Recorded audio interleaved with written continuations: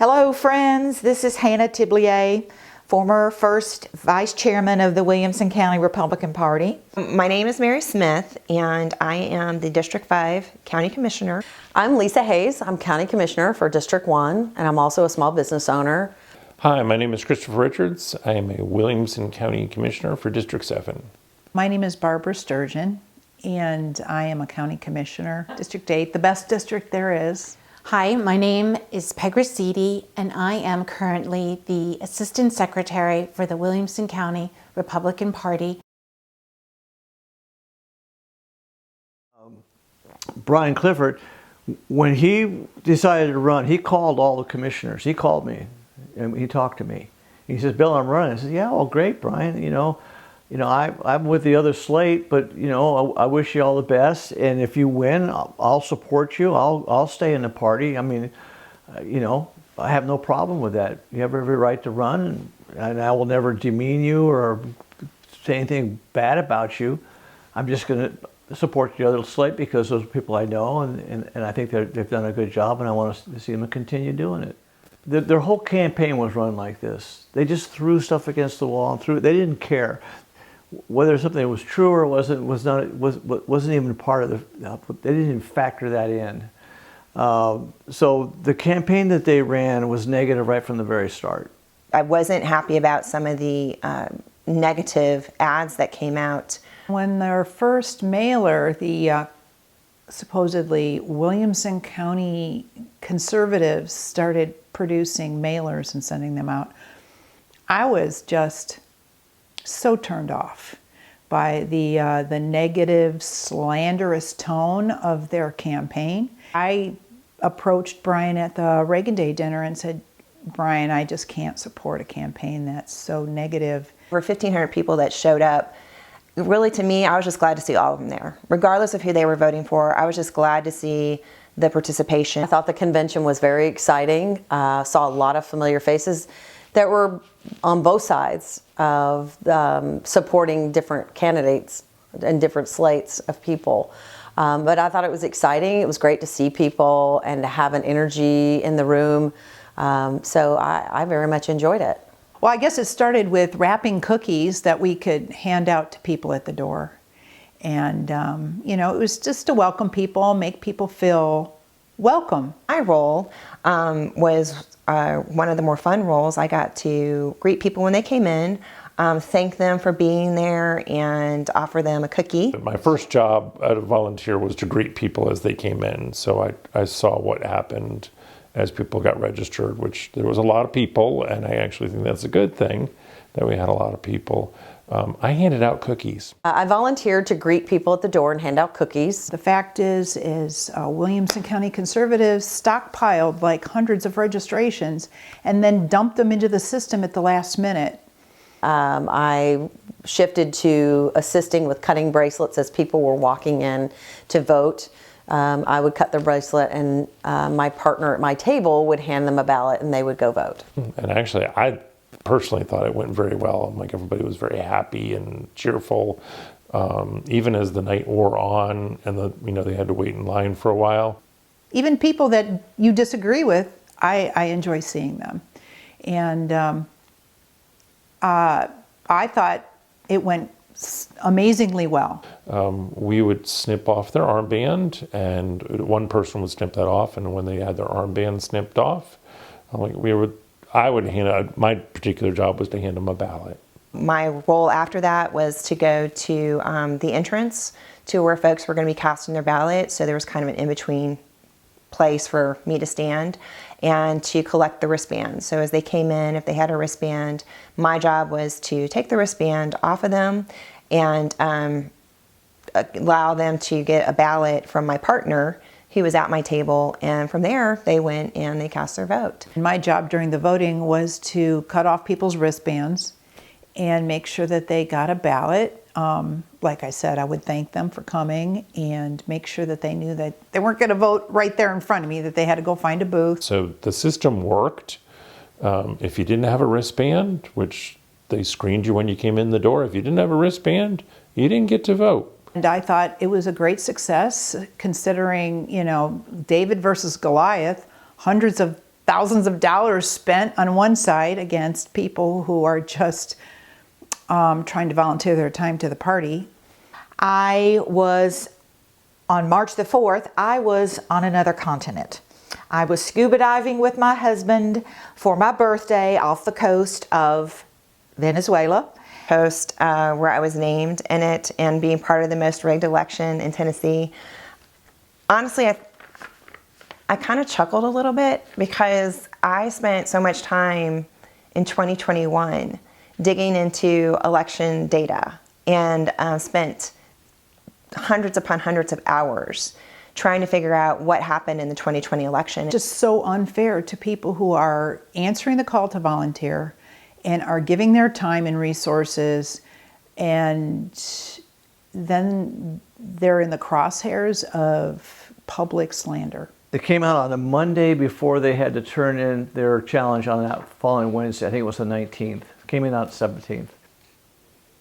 Biased in favor. I want to reference the infamous email, and I'm just going to read to you a few bits from it.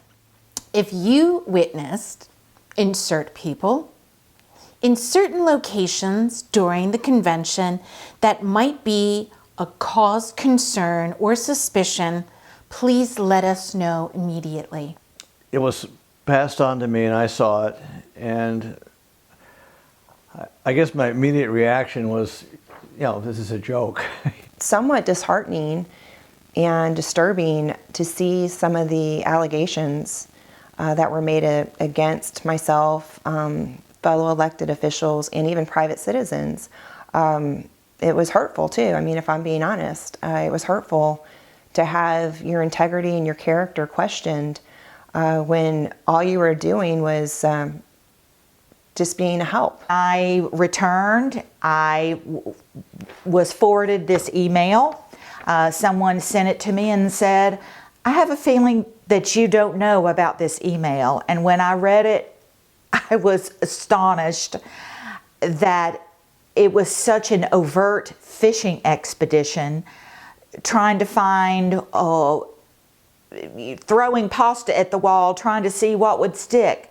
My son was listed in the long list of names, and my son, who is currently a college student out of state, had nothing to do with this convention whatsoever. I think they're just making wild accusations, which is damaging to politicians like myself, who run on their reputation, and my reputation is everything to me, and they're trying to damage. I really don't think that they care about winning their contest about the election. I think they more care about damaging the reputation of the people who were against them.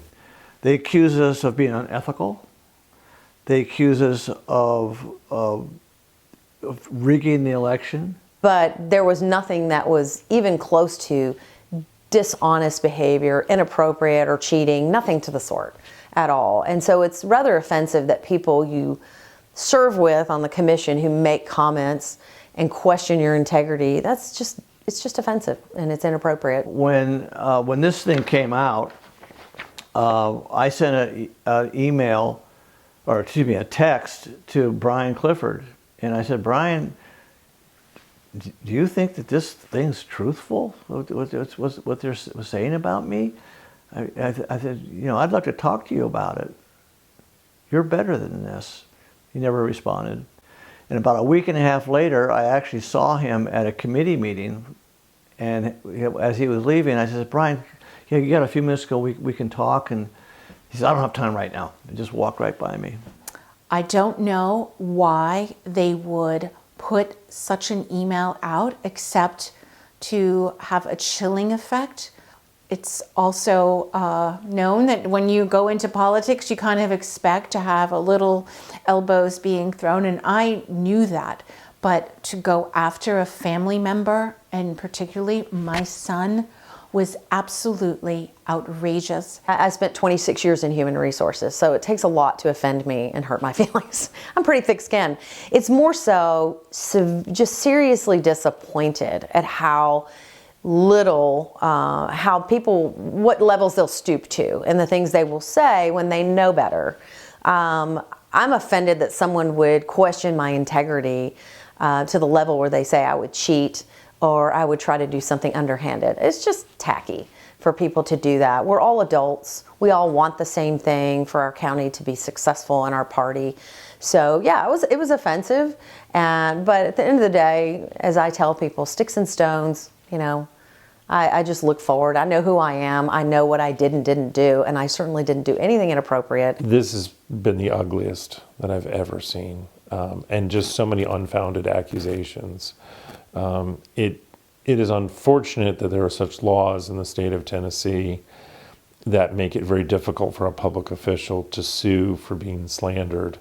The bar is very high, and I actually think they've stepped over that bar. I think the other side knows that, and they're trying to weaponize their free speech. Well, they have a lot of complaints, but they don't have any evidence or basis to support their complaints. For the people that have enjoyed power in this county for years, and they've lost it in the last few years. They lost it when Cheryl Brown was beaten decisively at the reorganization in 2023. They lost it when I beat her decisively last August in the convention. They lost it when I won the election in November. So, and that may be another reason why they came after me. I don't know, who knows? Just their sour grapes personal testimony, and which is worth something, but I don't think it's, I think it needs to be taken into account. It was ludicrous. I was so disappointed in whoever fought this up to try to find something that me and this other group of people were doing wrong. It was very disappointing. I've served 3 different terms on the county party board and felt like that everything I was doing was above board and honest, and that I was a person known to be moral and above board and transparent and doing everything I could for my beloved Republican Party. So I was quite astonished to receive this email. And I think it's destructive to our community, it's destructive to the party, and I'm very disappointed because a lot of these people I thought were better than that. If we want to maintain true conservative values and true grassroots leadership in Williamson County, we have to, we can't just, you know, we're not weekend warriors. This is a full-time situation. We can't win one election and say, okay, we won an election, we can go home now. That's not how it works. We got to go after each one, and we got a bunch of elections coming up in 2026, and we have county commissioners, we got a school board, we got the mayor, we got the sheriff, and we got BOMA coming up in October. So there's a lot of things ahead of us, and we have to continue to grow. We have to continue to build. We have to continue to reach out to people and bring more people in, and that's our mandate. We have to do that. If we don't, then they're just going to roll over us. Would I do it again? Would I volunteer again? Yeah, I would probably volunteer again because somebody's got to make it happen. It doesn't make a difference. People know who I am. I'm still going to stand for integrity. I'm still going to stand for truth. I'm still going to be, you know, part of the solution. I don't want to be part of the problem. And you know, I think it's time for us to move on and move past it. And I don't know whose idea this was, but I would say that I wish the person could get to know me and see the merits of what all I have done for the Republican Party over the past several decades. I mean, my efforts have been tireless and it's been exhausting, but it's been worth it because I am all in for the Republican Party. I am a member of the Republican wing of the Republican Party.